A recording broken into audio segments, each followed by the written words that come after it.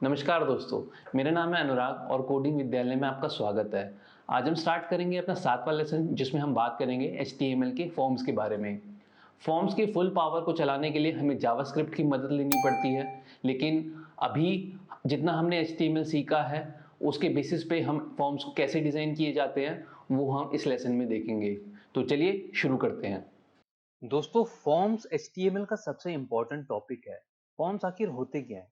अगर आपको credit card के लिए अप्लाई करना हो, बैंक में खाता खोलना हो या किसी एग्जाम के लिए अप्लाई करना हो, किसी कंपनी में जॉब के लिए अप्लाई करना हो, तो आपको पेन पेपर या ऑनलाइन भरना होता है एक फॉर्म। फॉर्म आपसे इसलिए भरवाया जाता है ताकि आप अपनी इंफॉर्मेशन या डेटा किसी ऑर्गेनाइजेशन के साथ शेयर कर सकें। उस पर या तो वो ऑर्गेनाइजेशन कोई एक्शन लेती है या फिर सिर्फ रिकॉर्ड की तरह उसे मेंटेन करके अपने पास रख लेती है।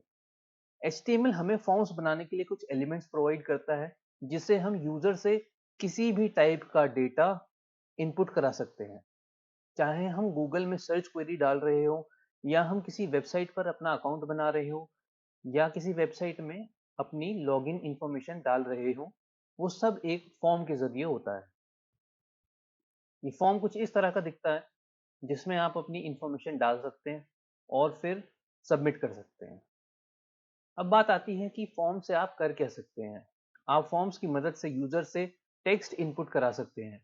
जैसे आपको किसी से उसका फर्स्ट नेम या लास्ट नेम इनपुट कराना हो, तो आप एक सिंगल लाइन टेक्स्ट यूज कर सकते हैं।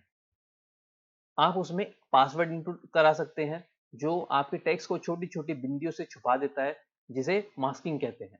ये देखिए, मास्किंग इस तरह से होती है, जब भी हम अपना पासवर्ड टाइप करते हैं तो वो इन बिंदियों में आता है और छुप जाता है, मास्क हो जाता है।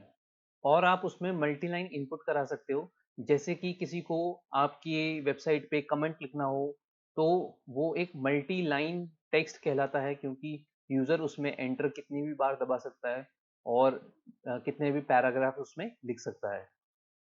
ये मल्टी लाइन कुछ इस तरह का दिखता है। आप अपना पूरा मैसेज यहाँ पर लिख सकते हैं।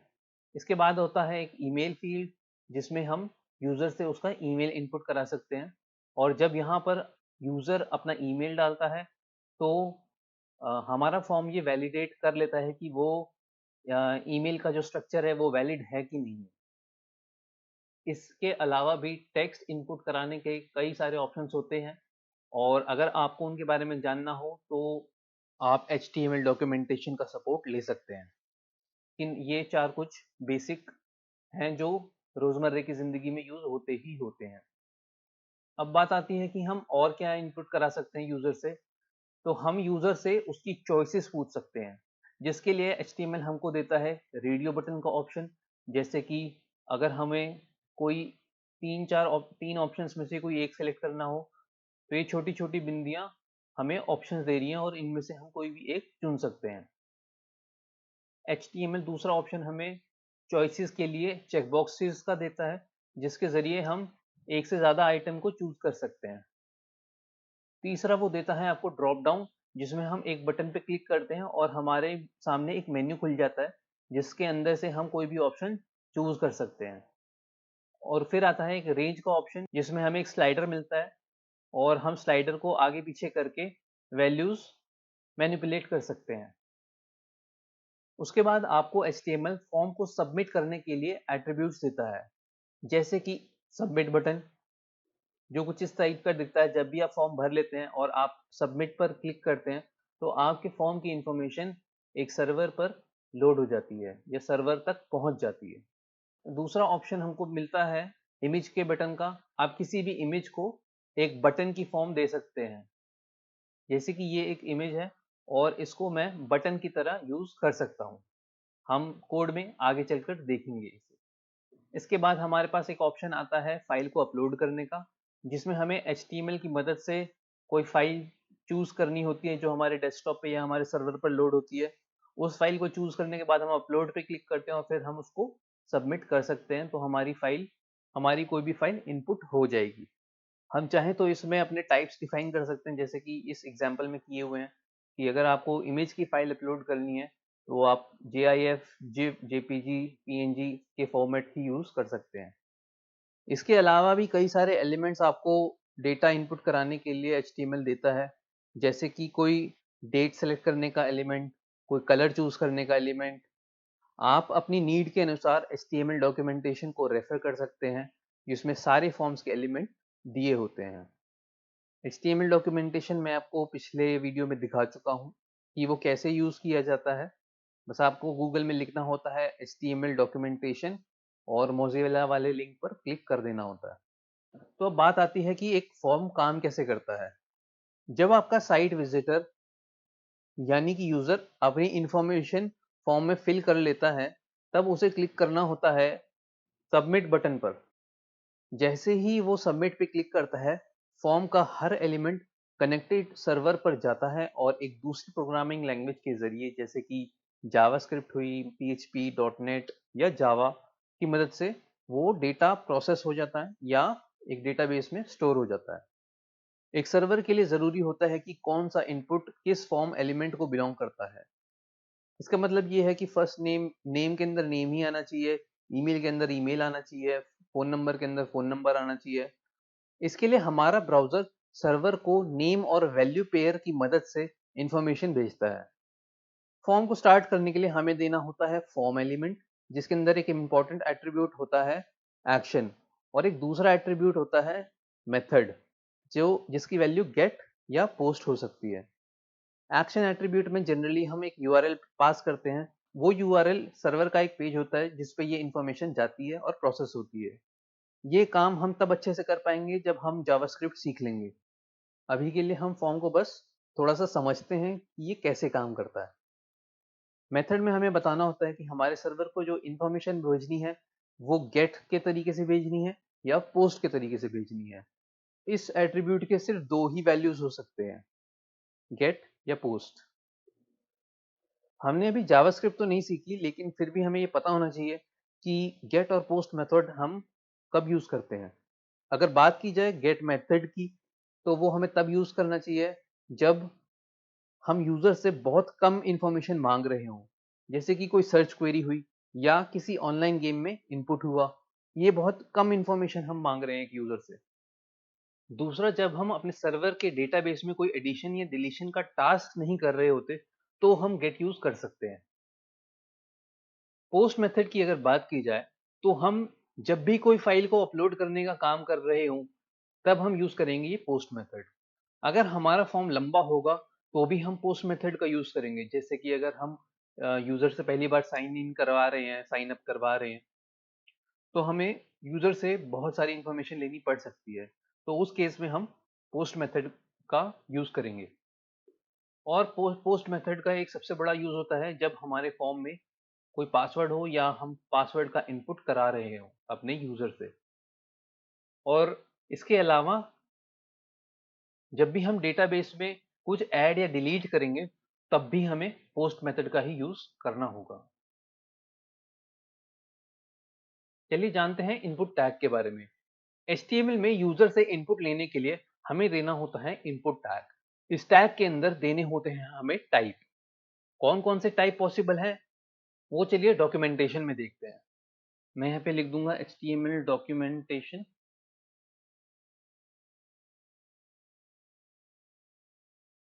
और मैं आ गया हूँ अपने मोज़िला वाले डॉक्यूमेंटेशन में। अब यहाँ पर देख सकते हैं रेफरेंसेस के अंदर इनपुट टाइप्स। तो मैं इस पर क्लिक करूंगा और मैं देखूंगा कि हमारे इनपुट किस किस टाइप के हमें मिल सकते हैं। तो ये देखा कि इनपुट टाइप हमारा एक ईमेल हो सकता है, फाइल हो सकती है, इमेज हो सकती है, डेट हो सकती है, चेकबॉक्स हो सकता है जो मैंने आपको बताया था, रेडियो बटन हो सकता है, पासवर्ड हो सकता है, सर्च भी हो सकता है। तो ये सारे हमारे इनपुट टाइप्स HTML के अंदर अवेलेबल हैं, जिसे हम अपनी नीड के अनुसार यूज कर सकते हैं। तो जैसे अगर डेट का इनपुट टाइप खोलना हो, तो इसमें बता रखा है कि पहले आपको इनपुट टैग ओपन करना है, फिर उसके अंदर टाइप के अंदर डेट देना है, उसका आईडी देना है, उसका नेम देना है और फिर उसकी वैल्यू देनी है। और मिनिमम इतनी हो सकती है और मैक्सिमम इतनी हो सकती है। तो इन्होंने हमें करके भी यहाँ पर दिखाया है और इन्होंने यहाँ पर एक आउटपुट भी दिखाया कि हमारी डेट ऐसे सेलेक्ट हो सकती है। यहाँ पर उन्होंने बताया कि क्रोम में ये ऐसा दिखेगा, एज माइक्रोसॉफ्ट का जो इंटरनेट एक्सप्लोरर है, उसमें ये ऐसा दिखेगा और फायरफॉक्स में हमारी डेट ऐसी खुलेगी। चलिए दोस्तों, अब चलते हैं अपने एटम में और फॉर्म्स को एक बार प्रैक्टिकली अप्लाई करके देखते हैं। सबसे पहले मैं जाऊंगा, बनाऊंगा न्यू फाइल। इसको मैं सेव कर लूंगा कंट्रोल एस दबाकर, html forms .html देते हैं हम सबसे अपना पहला html, उसके बाद टाइटल देते हैं html forms lesson, और फिर चलते हैं बॉडी में और यहाँ पर देते हैं h2 साइन अप फॉर्म। मैंने हेडिंग दे दी है, अपना प्रीव्यू भी ऑन कर लेते हैं कंट्रोल शिफ्ट एच दबाकर, और साइन अप फॉर्म हमारा यहाँ पे आ गया है, मतलब सब कुछ हमारा चल रहा है। अब हम देंगे फॉर्म। फॉर्म के अंदर आ रहा है क्लास, अभी हम क्लास को इग्नोर करेंगे और इसको डिलीट करेंगे। उसके बाद आ रहा है एक्शन। एक्शन में हमारा बाय डिफॉल्ट जो URL है वो index.html है। एक चीज़ बताना चाहूँगा, index.html किसी भी वेबसाइट का पहला पेज होता है, तो अभी हम इसको ऐसे ही रहने देते हैं। और उसके बाद हमारा जो मेथड है वो पोस्ट है। पोस्ट मैंने आपको बताया था अभी कुछ देर पहले कि पोस्ट हमें लंबे फॉर्म्स के लिए यूज़ करना होता है, तो इसको हम पोस्ट को हम नहीं छेड़ेंगे, चलेंगे हम सीधा फॉर्म के अंदर। और हमें जो सबसे पहला टैग यूज़ करना है वो यूज़ करना है लेबल का, लेबल। उसके बाद आ रहा है फॉर्म, फॉर, इसके अंदर आ रहा है फॉर। तो हमें ये बताना है कि जो हम लेबल देने वाले हैं वो हम किसके लिए देंगे। तो जैसे कि हम, अगर मुझे किसी से नेम इनपुट करवाना है तो मैं एक नेम का लेबल लूंगा। मैंने लिया एंटर योर फर्स्ट नेम। मैंने यूजर को बोला कि मुझे फर्स्ट नेम अपना बताइए, ठीक है। लेकिन ये है क्या, इसको अगर मैं एक वर्ड में लिखूं तो ये मेरा क्या है, फर्स्ट नेम। तो मैंने यहाँ पर HTML को ये बता दिया कि मैं ये लेबल फर्स्ट नेम के लिए यूज कर रहा हूँ। आपको ये आइडिया थोड़ा और आगे चल के क्लियर होगा जब हम इसको रिपीटेडली करेंगे। इसके बाद अब हमारे यहाँ पे लेबल आ गया है, अब मुझे इनपुट करवाना है उससे उसका फर्स्ट नेम। तो उसके लिए मैं दूंगा इनपुट, आप देख सकते हैं इनपुट, और ये बाय डिफॉल्ट टेक्स्ट में आ गया है तो मुझे टेक्स्ट ही चाहिए। फिर उसके बाद नेम। नेम का मतलब यहाँ पर मैंने दिया था फॉर फर्स्ट नेम, तो एज इट इज ये मुझे यहाँ पर लिखना होगा। इससे ये हो जाएगा कि हमारा लेबल भी हमने बता दिया कि ये नेम फर्स्ट नेम के लिए, और हमारा इनपुट को भी हमने बता दिया कि हमारा इनपुट फर्स्ट नेम के लिए। तो मैं यहाँ पे लिखूंगा फर्स्ट नेम, ये देखिए यहाँ पे ऑटो सजेशन में आ रहा है, इसको मैं सेलेक्ट कर लूंगा। और वैल्यू में अभी मैं कुछ नहीं दूंगा। अगर हम यहाँ पे इनपुट डाल के देखें तो हम बहुत बड़ा नेम लिख सकते हैं, लेकिन मैं इतना बड़ा नहीं चाहता। मैं चाहता हूँ कि मेरे जो फर्स्ट नेम है उसकी लिमिट 10 कैरेक्टर से कम हो। तो मैं यहाँ पे लिख दूंगा max length is equal to 10। अब जैसे ही मैं अपना नाम लिखूंगा और मेरे 10 कैरेक्टर पूरे हो जाएंगे, मैं कुछ भी लिखूंगा तो ये आगे नहीं लिखने देगा मुझको। तो ये हमने पहला इनपुट करवा लिया। फिर इसके बाद हम दे देंगे BR। फिर हम फिर से एक और लेबल देंगे, इस बार हम देंगे लास्ट नेम के लिए लेबल, और लेबल होगा हमारा एंटर योर लास्ट नेम। और फिर इनपुट देंगे, ये भी हमारा टेक्स्ट होगा। नेम के अंदर हम क्या देंगे, लास्ट नेम, और वैल्यू क्या देंगे हम, वैल्यू हम करेंगे इग्नोर, और मैक्स लेंथ 15 दे देते हैं। जब 15 कैरेक्टर हो जाएंगे तो ये हमें और कैरेक्टर्स इनपुट करने नहीं देगा। इसके बाद दे देंगे BR। फिर मान लेते हैं देते हैं ईमेल एड्रेस, उसके लिए हम क्या देंगे, लेबल। लेबल है हमारा email, enter your email address. इसके आगे एक कोलन लगा लेते हैं ताकि हमारा रीडेबल हो जाए। अब मुझे देना हुआ है इनपुट। अब यहाँ पर आप देख सकते हैं कि ये इनपुट टेक्स्ट में आया है। मुझे ये टेक्स्ट नहीं चाहिए क्योंकि HTML हमें ऑलरेडी एक इनपुट टाइप देता है जिसको हम कहते हैं ईमेल। तो हम वो सेलेक्ट करेंगे ईमेल। और इससे हमें क्या होगा फायदा, कि जब भी हम ईमेल के अलावा कुछ और लिखने की कोशिश करेंगे तो HTML हमें फॉर्म को सबमिट करने नहीं देगा। और वो बोलेगा कि ईमेल आपने जिस फॉर्मेट में लिखा है वो गलत है, आपको ईमेल उसी फॉर्मेट में लिखना होगा जैसा कि एक स्टैंडर्ड abcd@gmail.com होता है। तो ये फॉर्मेट HTML हमारे लिए खुद चेक करेगा। तो मैंने यहाँ पर इनपुट टाइप दे दिया ईमेल, इसको मैंने नाम दिया था ईमेल, और वैल्यू मैं इसकी क्या दूंगा, कुछ नहीं। अगर आप ईमेल के अंदर ऑलरेडी कुछ प्री डिफाइंड लिखना चाहते हो जो यूजर की वैल्यू ना हो, लेकिन एक यूजर को दिखाने के लिए कि वो कैसा दिखता है, आप कुछ इस बॉक्स में दिखाना चाहते हो, तो उसके लिए आप यूज कर सकते हो प्लेस होल्डर। ये देखिए ये आ रहा है प्लेस होल्डर, और इसमें आप लिख सकते हो user@organization.com। ये यूजर को विजिबल होगा लेकिन ये कुछ कर नहीं सकता, ये कोई इनपुट नहीं है।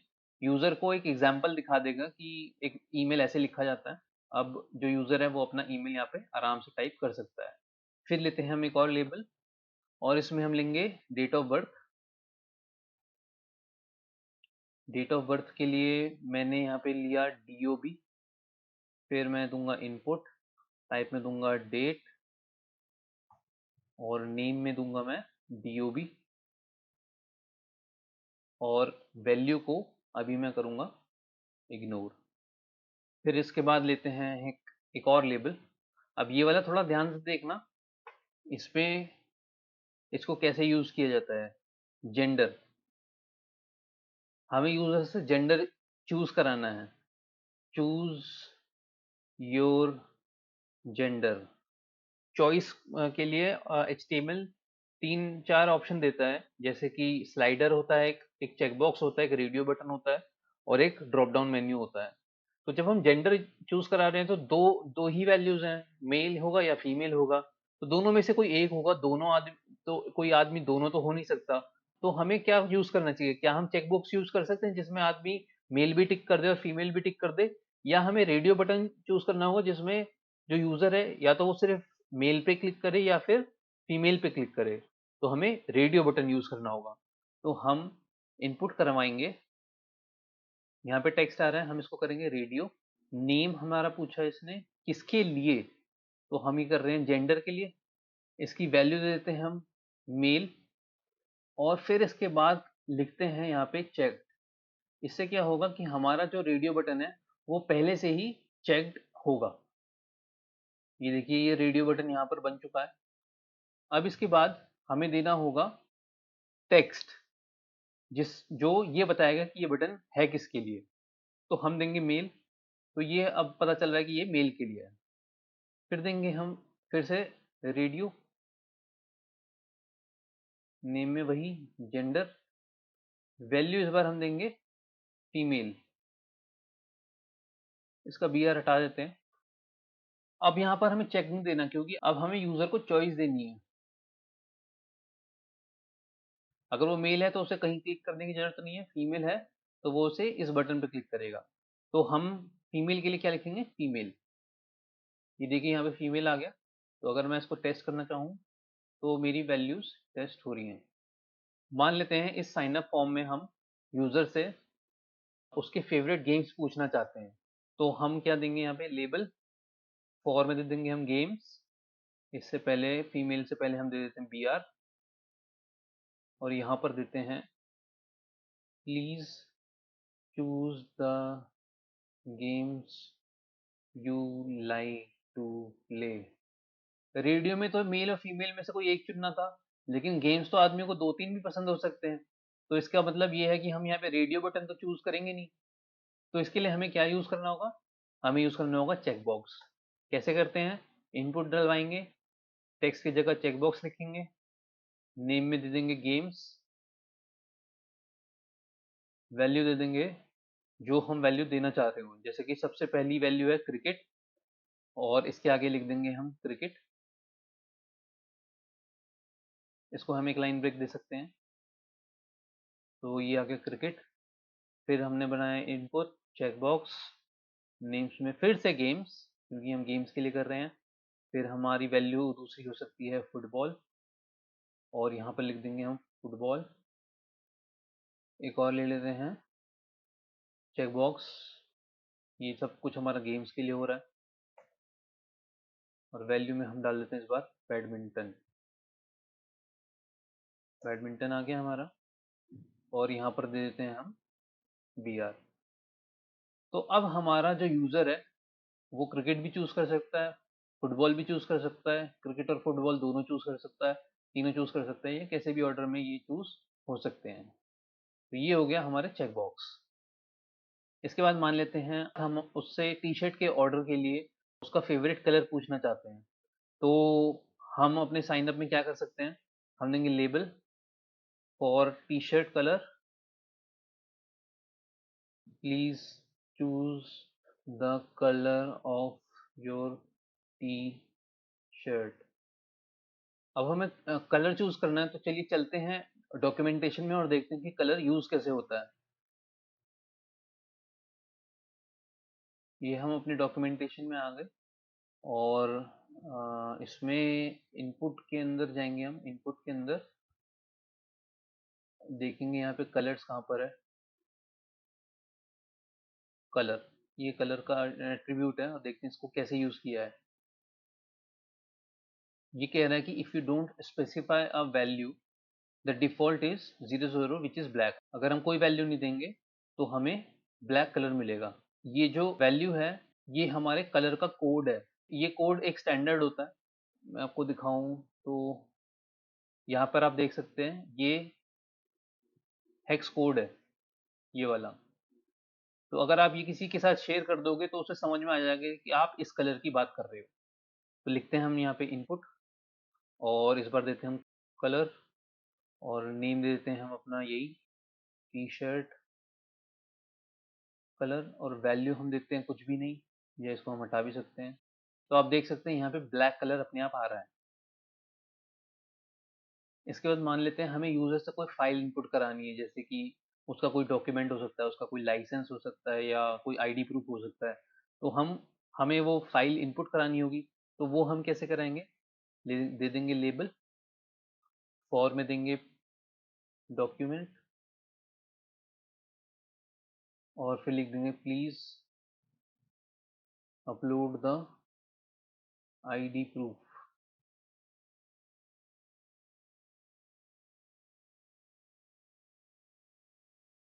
हम देंगे इनपुट। अब यहाँ पर टाइप हमारा क्या है, फाइल, क्योंकि हमें यूजर से एक फाइल इनपुट करानी है। तो मैंने फाइल को सेलेक्ट किया। अब आप देख सकते हैं यहाँ पर अपना अपने आप आ गया please upload ID proof, choose file, no file chosen. इसको मैं यहाँ पर अगर BR दे दूँ तो वो कुछ इस तरह से आएगा। मैं यहाँ पर इसको एम्फेसिस भी दे सकता हूँ। अब मुझे यहाँ पर ये अलग से दिख रहा है कि ये फाइल अपलोड करने के लिए मुझसे बोल रहा है। इसके बाद देते हैं हम एक एक इमेज का बटन बना के देखते हैं कि अगर हमें एक इमेज से सबमिट बटन बनाना हो तो वो किस तरह से बनेगा। हमें इसके लिए लेबल और हमारा इमेज बटन, इमेज सबमिट करते हैं।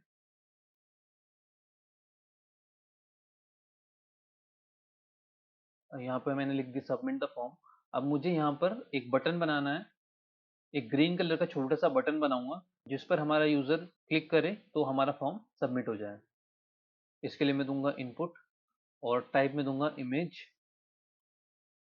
आपको ये ध्यान रखना है, आपको ये वाला इमेज नहीं देना है।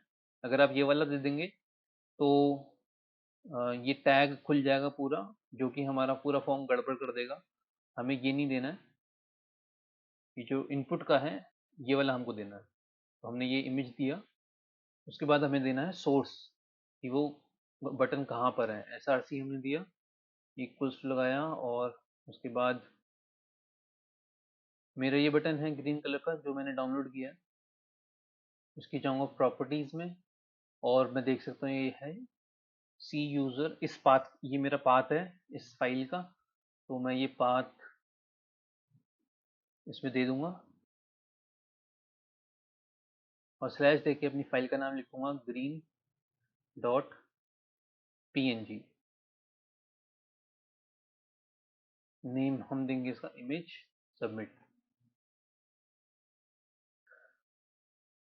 मैंने यहाँ पर एक छोटा सा एरर कर दिया, मैंने SCR ले लिया जबकि मुझे यहाँ पे SRC देना था। तो ये देखिए अब मेरी यहाँ पर इमेज आ गई है।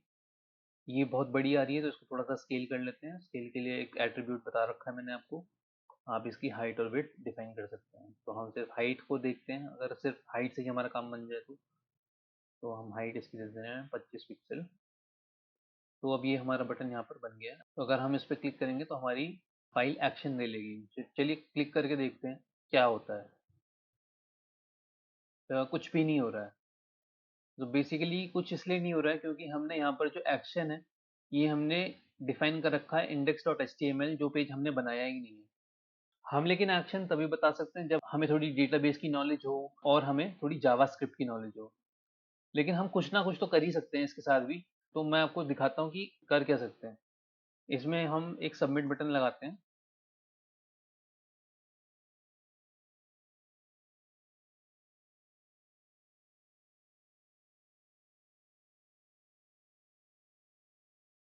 लेबल फॉर, ये हमारा लेबल है सबमिट के लिए। Please click the submit button to send your information. ये हमने लेबल यहाँ पे बंद किया। इसके बाद हम देंगे इनपुट और टेक्स्ट में देंगे हम सबमिट।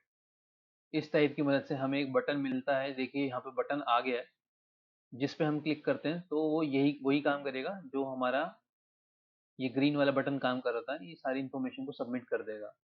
तो इसको, इसका जो नाम है, नाम हमारा यही है, हमारा सबमिट। और इसकी जो वैल्यू है, जो भी हम वैल्यू लिखेंगे वो इस बटन के अंदर आ जाएगी।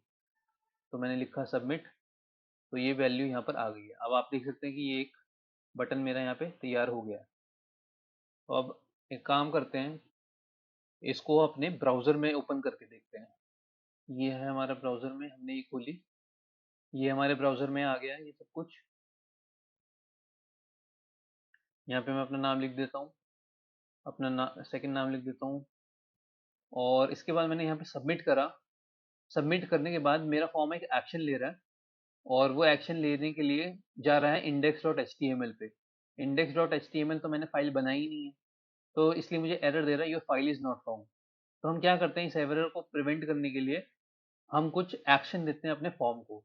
तो वापस जाएंगे अपने कोड एडिटर में और कुछ एक्शन डिफाइन करने के लिए हम इसे देंगे कि आप index.html पे मत जाओ, आप एक काम करो, आप मेल करो, आप मेल करो, मेल टू हमें लिखना होता है। फिर यहाँ पे दे देना होता है कोलन, और फिर वो ईमेल आईडी जहाँ पे हम ये सारी इन्फॉर्मेशन सेंड करना चाहते हैं। तो मैं लिख देता हूँ अपना ईमेल एड्रेस, anurag@gmail.com। और मुझे इस मेल का सब्जेक्ट भी देना है। तो मैं एक क्वेश्चन मार्क लगाऊंगा और लिख दूंगा यहाँ पे subject is equal to new sign up information. और मेथड मैंने पोस्ट ही देना है क्योंकि मैं पासवर्ड भी डलवा रहा हूँ और खूब सारी चीज डिटेल्स इसमें डलवा रहा हूँ। अब देखते हैं अब क्या होता है। इसको हमने सेव कर लिया। फिर से गए हम अपने क्रोम में और अब मैंने दोबारा डाला अनुराग और ईमेल डाल देता हूँ ABCD। अब मैंने यहाँ पर टेक्स्ट डाला है। अब अगर मैं सबमिट करता हूँ तो देखते हैं क्या होता है। मेरे को एक एरर आ रहा है, सबमिट करने नहीं दिया जा रहा फॉर्म, और लिख के आ रहा है please include an at the rate symbol in the email address is missing an at the rate. तो ये कह रहा है कि आपको एट द रेट डालना ही पड़ेगा। तो अब मैं अगर पूरा ईमेल डाल देता हूँ, तो मैंने अब पूरा ईमेल डाल दिया। अब देखते हैं क्या होता है। अब यहाँ पर डेट ऑफ बर्थ पूछ रहे हैं, तो अपनी डेट ऑफ बर्थ डालने के लिए मैं जाऊँगा अपने ईयर में।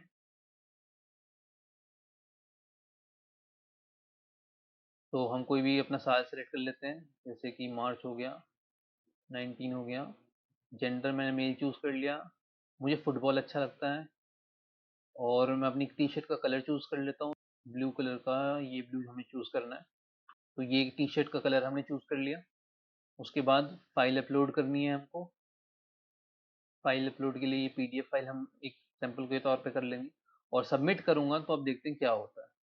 सबमिट मेरा यहाँ से भी हो सकता है और यहाँ से भी हो सकता है।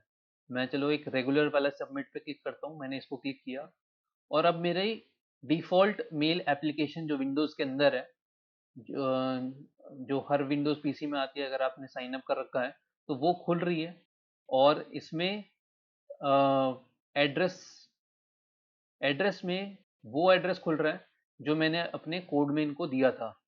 मैंने अपने कोड में दिया था कि मेरे को मेल इस एड्रेस पे चाहिए। तो वो यहाँ पर आ गया है to anurag@gmail.com और मैंने सब्जेक्ट दिया था न्यू साइन अप इन्फॉर्मेशन। तो वो भी आप देख सकते हैं, सब्जेक्ट भी मेरा यहाँ पे रेडी हो गया है। उसके बाद फर्स्ट नेम कह रहा है Anurag and last name Kumar and email abcd%40gmail.com and dob। तो ये मेरी सारी इन्फॉर्मेशन इसमें आ रही है। अब लेकिन क्या है कि ये इन्फॉर्मेशन किसी काम की तो है नहीं, क्योंकि ये मैं पढ़ ही नहीं पा रहा हूँ। तो मैं क्या करूँगा, इसको मैं यहाँ पर इनकोडिंग का टाइप सेट कर दूँगा।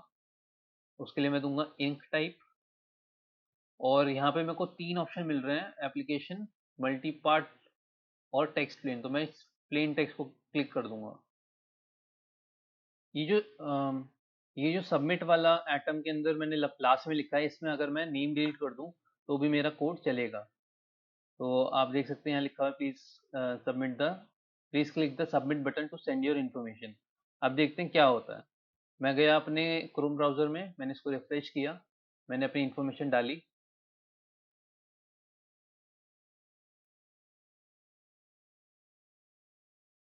और सबमिट पर मैंने क्लिक करा।